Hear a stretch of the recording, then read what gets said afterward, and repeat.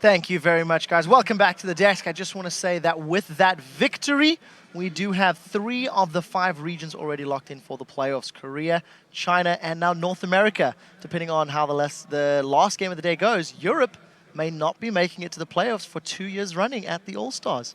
Let's start a little bit with the Taipei Assassins. I do feel, Freak, you've spoken quite extensively about the individual decision-making and some of the mistakes TPA are making. I want to highlight Wins. He did not pick up a trinket until 14 minutes and 32 seconds in the game. New meta. Was playing Nocturne. I also want to mention that he didn't go Feral Flare on Nocturne as well. What's your take on TPA? Yeah, so, I mean, you know, being true to Nocturne, didn't want to put down a warding trinket. He wants to keep the lights off. So that makes sense. He's being thematic, at least. But yeah, so the Nocturne pick works fine, but generally speaking, we saw that he never really tried to gank.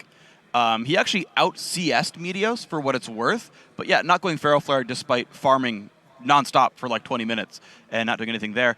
And then on top of that, like, even though he had more CS, like, Meteos was still getting more gold from conservation. So even with all that, even with like minions going down, like, Meteos is still doing more things in the jungle, right? Putting more pressure out there, just by being invisible, and right, you never saw much happen. But it just seems like Cloud9's plan of taking Lee Sin early as the first pick, making TPA think it could possibly be the jungler here, so they didn't pick up a jungler themselves, giving the Evelynn then over to Meteos, and with 4.6, the Feral Flare nerfs, he was left with Nocturne or whatever kind of jungle he would have picked up here, and it didn't work for them, because yes, he farmed a lot. With the Feral Flare, he could have been very strong.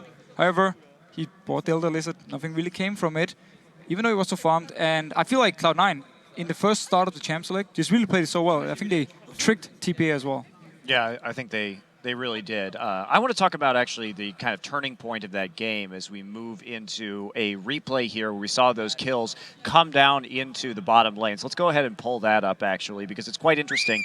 And I think it really shows a great decision-making, instance of decision-making from Cloud9, because they were really ahead of their opponents right here. And before we start rolling this, I want to point out already that we can tell that Balls is backed off on Lee Sin up in the top lane, which sets up the teleport in the first place. And then there's also a ward in the river brush right there, so that Link can follow Morning down into the bottom lane and zone him out. So let's get this rolling right here.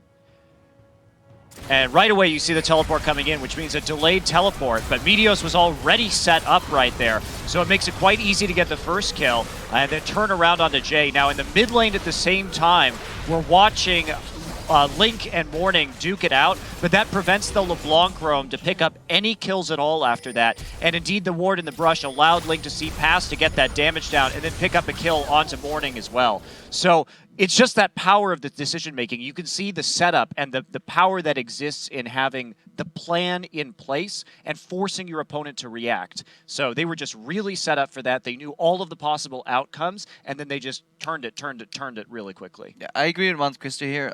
Cloud9 made a plan and they executed. If you look at TPA, I don't necessarily think their composition was really bad.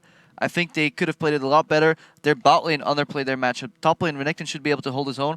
And if all the lanes hold their own, then Feral Flare and Nocturne can farm up a Storm into the late game. The Morgana Jinx lane should do fine against Thresh. The Morgana Lucian lane should be fine against... No, I'm messing them up.